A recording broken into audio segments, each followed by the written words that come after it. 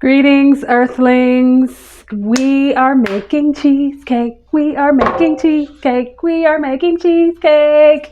Yes, how are you? I hope you're doing well. We're making cheesecake, just in case you didn't get the memo. Um, it is the week before Thanksgiving. So many people celebrate Thanksgiving and they're always looking for delicious and decadent and sweet desserts to go along with that big feast.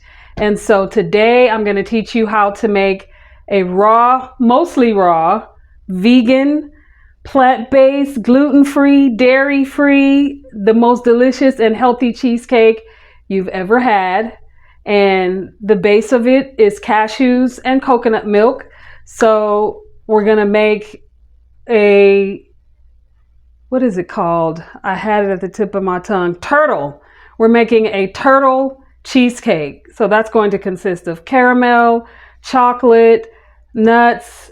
It's just going to be delicious. So stick around. The first thing we're going to start with is making the caramel sauce. And we're just going to do it step by step. It's a little bit of a lengthy process, but you're going to be satisfied when it's all said and done. Stay right here. Let's make the sauce first. Okay, so the first thing you're going to have to do to make the sauce is obviously turn on the stove, and you need 1 can of full fat coconut milk.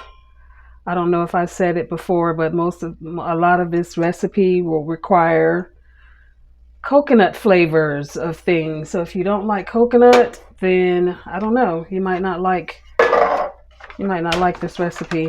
And you're going to need 1/2 cup of coconut sugar,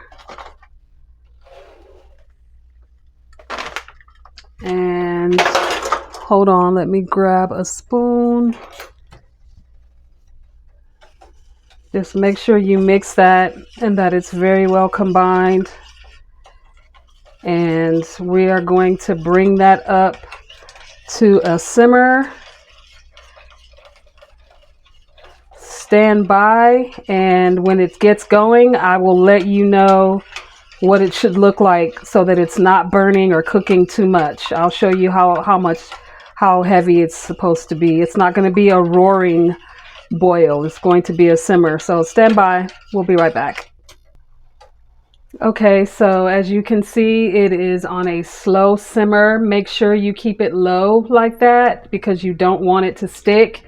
And for me, I like to do a salted caramel sauce for this cheesecake. This part is an option. So if you want to do a salted caramel, then you would add about a teaspoon, a little bit less than a teaspoon of sea salt to it. And just stir that in there and keep it uncovered and allow it to simmer. Stirring it occasionally to make sure that it's not sticking, and just let it simmer for at least 30 to 40 minutes. So we'll come back after that amount of time and I'll show you what it's supposed to look like. Okay, so while the salted caramel sauce is cooking, I am going to, I don't know if you can see that smoke. Hold on a second. Let me put this incense out. Sorry about that. So now we're getting ready to make the crust. I am using and this is an 8-inch springform pan. You can use whatever you want to make your cheesecakes. You can use little muffin molds. You can use a square pan. It's whatever you want to do. I just find it a lot easier to use a springform pan. And make sure that you put parchment paper at the bottom. Some springform pans come with them already shaped like the different sizes. If you don't have that, just get regular parchment paper and trace the bottom of your pan. And there you have it. So for the crust with this one, we're going to do almonds. So I am doubling the recipe. Don't worry about the measurements right here. Everything that you'll need to know will be in the description box below for this. And I just take the basic recipe and then I double it or I make it smaller. You can do whatever you want from there. But you're going to need almonds. So that is 1 cup of almonds. And you're going to need about 3 dates. And the dates when you blend it up together in your food processor, it all should come together and it's supposed to create like a ball. I'll show you. So make sure when you put your dates in there that they are pitted. And I'm going to blend this up and I'll come right back just to show you what it's supposed to look like before you put it in the pan. Make sure once you do that, you blend it up. I have my 3 dates. I'm going to blend the almonds first, and then I'll throw the dates in there. And you want to add a little bit of coconut oil, which I can go ahead and do right now. And that's just to help it to solidify and to stick together. And that's probably about a tablespoon of coconut oil. And then you want to add a pinch of sea salt. And the reason for the salt is because it gives the crust like a little bit of a buttery flavor. If you don't want to use this crust that I'm creating, you can use your own crust. You can buy a ready-made crust. You could use graham crackers. It's completely up to you. But stand by so I can show you what this is supposed to look like before you put it in your pan. Okay, the crust is all blended. I want to give you some tips really quickly. So today I used almonds, but you can use anything. You could use macadamia nuts. I wouldn't use cashews or pumpkin seeds. You probably could do a blend of those. I've used Brazil nuts in the past. Pecans you could use walnuts. It's completely up to you. The key is to have the dates, some sort of seeds or nut blend, and coconut oil. And when you get it all blended up in your food processor, you want it to be able to do this. That's what the dates are for. And if you want to soak your dates to make it, like if you have dates and they're not sticky enough, you can put them in some water for like 15 minutes just to soften them up. And then that'll give you this effect to where it'll hold together. And then you just put it in your springform pan and you mold it to the bottom of the pan. You can even bring it up on the sides a little bit if you want. And that's where we're going to put the topping. So the sauce is almost done. We have the crust. I'm going to go ahead and fit this into the pan. And then we're going to put this in the freezer. And while this is in the freezer getting a little stiff, we're going to make the filling, the actual cheesecake filling. So be right back. Okay, really quickly before I put it in the freezer, this is what it's supposed to look like. If you did it properly and you put enough dates, it will hold together like that. And putting it in the freezer just makes it even more solidified. Now we're getting ready to make the filling. Okay, so the caramel sauce is done. It's been on for about 35 minutes. So at this point, if you want, you can add about a teaspoon of vanilla extract. Just make sure you remove it from the heat when you do that. And the most important part of this is to add some coconut oil, because that's going to give it the opportunity to thicken up a little bit. So about a teaspoon and a half, a little bit more than a teaspoon of coconut oil can go in there, and then you just mix it all together to make sure that it's evenly combined. And what you're going to do from here is put it in a container and just sit it to the side. If you want it to cool off quickly, you can put it in the refrigerator, and it may even change colors a little bit. The consistency is going to thicken up a little bit because of the coconut oil. And I'll show you later how we are going to use this. So let's make the filling now.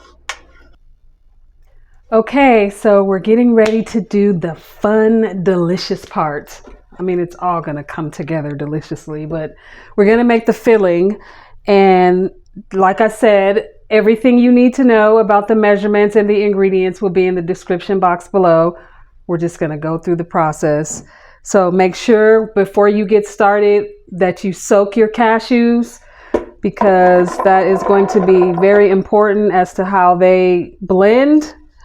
So we got cashews, and then we're going to add some coconut oil, and the coconut oil is going to help the cheesecake to solidify once you put it in the fridge overnight.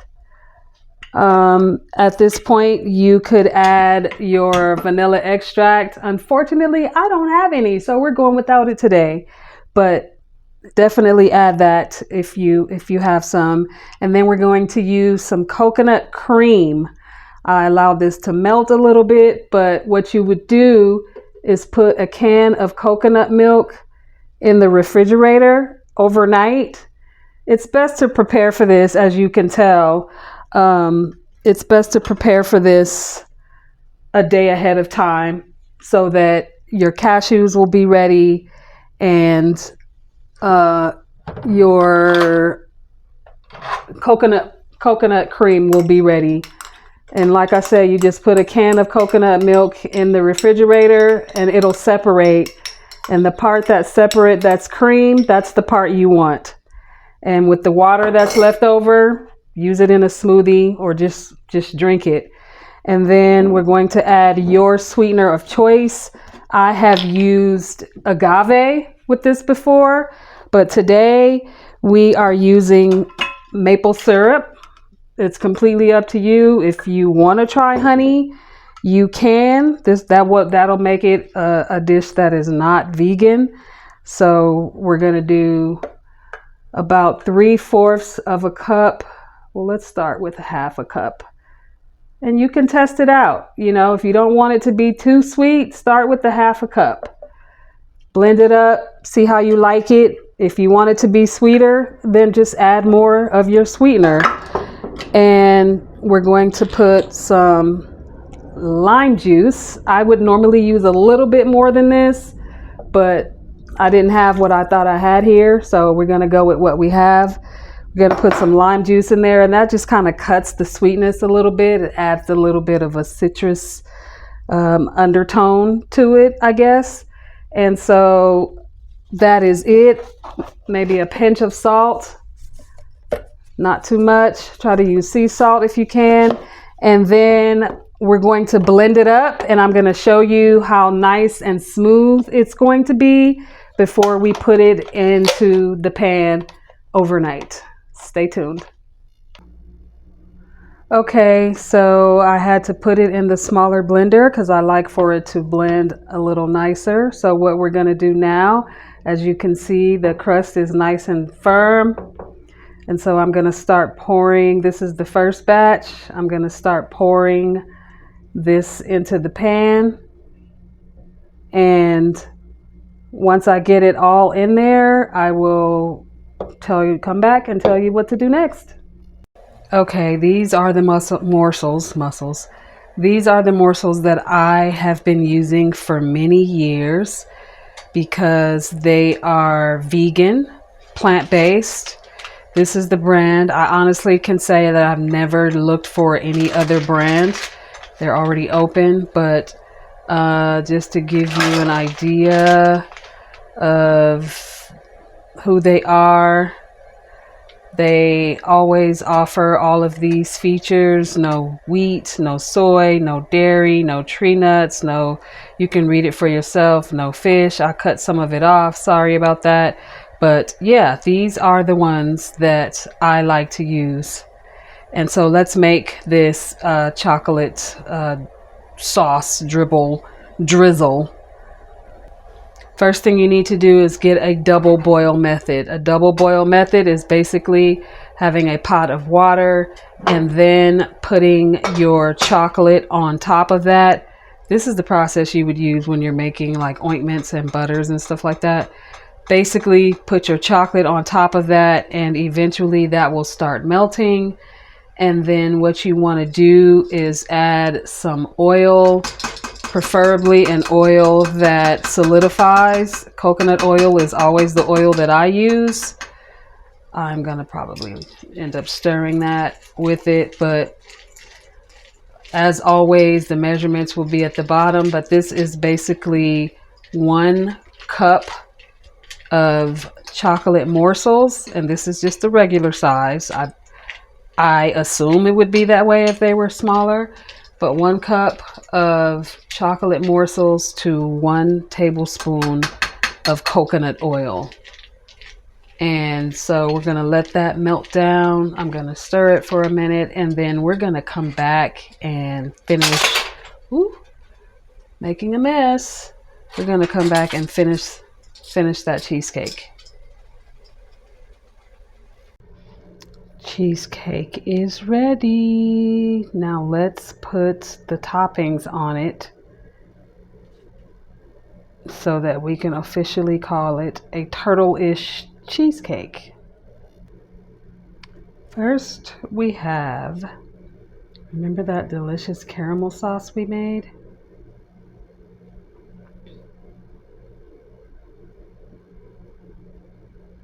Put some of that on there. And then you just,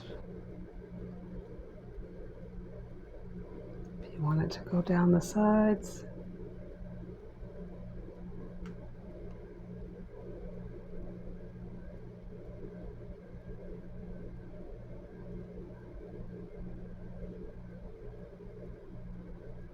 Make sure to have something under it, because as you can see,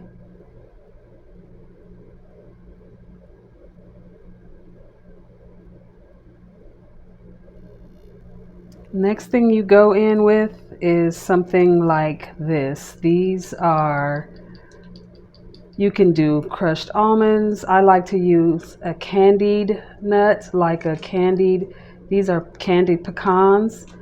You could use peanuts if you want. You could use candied walnuts. You could use plain walnuts. But to me, this makes it even more decadent. Don't be afraid. Just get the deliciousness on there, and then next we're going in with the chocolate.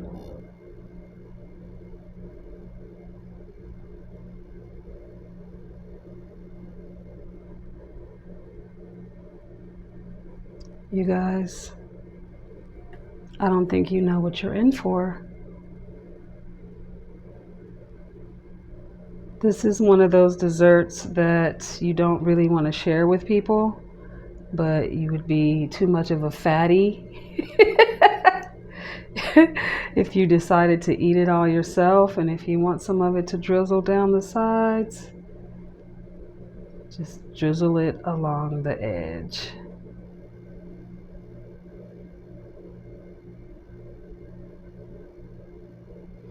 This is my plant-based, vegan, gluten-free, dairy-free, obviously.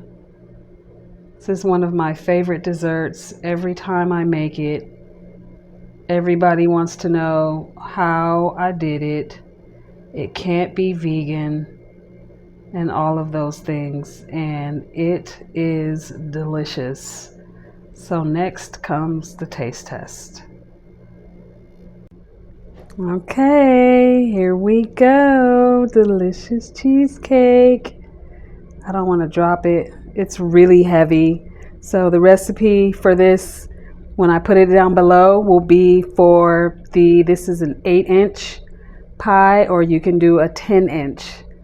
And then obviously do the math if you want to make it smaller. But let's taste this baby. Okay, you guys, I got a really small piece, but deliciousness.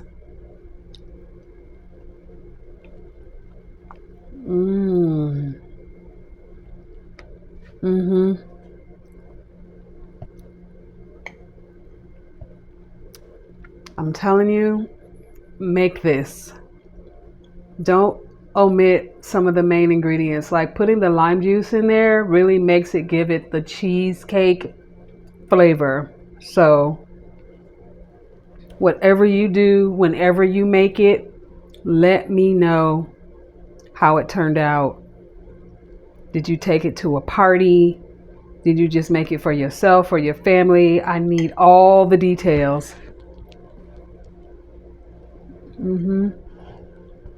Remember, the chocolate is going to solidify after you put it in the refrigerator. And yeah, I'm about to finish eating the rest of my cheesecake. Thank you so much for following along. Subscribe to my channel for more amazing and decadent desserts and other things. Like this video, share it with someone who you know that loves cheesecake, and I'll see you next time. Bye.